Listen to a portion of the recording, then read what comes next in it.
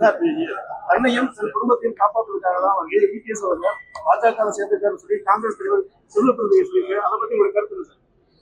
அது தவறான கருத்து. அது அதாவது எது வேண்டுமானாலும் சொல்லலாம். ஒவ்வொரு கருத்தையும் அவர்களுக்கு தேவையான கருத்து சொல்வது வழக்கமாக இருக்கிறது.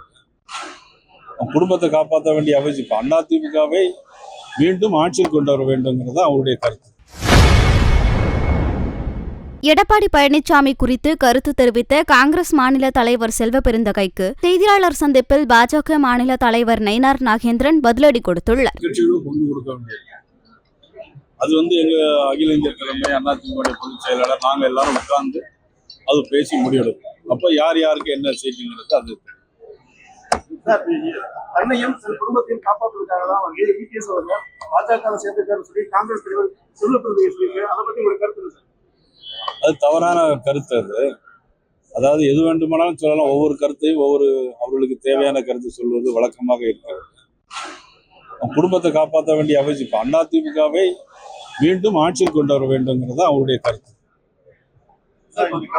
அதிமுக பாஜக கூட்டணி சேர்ந்ததுக்கு அப்புறம் தான் வந்து அதிமுக எதிரானவர்கள் சரிங்களா ஒவ்வொருத்தரா வந்து உங்க கட்சியை விட்டு போறதாக சொல்லி ஒரு கருத்து வருது. அதை பத்தி உதாரணத்துக்கு இப்போ 2 நாளைக்கு முன்னாடி கூட ஓபிஎஸ் அவங்க வந்து கட்சியை விட்டு கற்பனை விலகி போறாங்க. அதை பத்தி உங்களுடைய கருத்து சார்.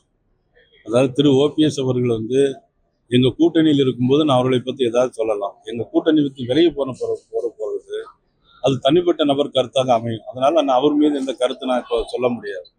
எங்க கூட்டணியில் இருக்கும்போது நான் எதுவும் நீங்க கேட்டீங்கன்னா நான் சொல்லியிருக்கலாம். டெல்லியில காங்கிரஸ் எம்பி டெல்லியில பாதுகாப்பு இல்லையா?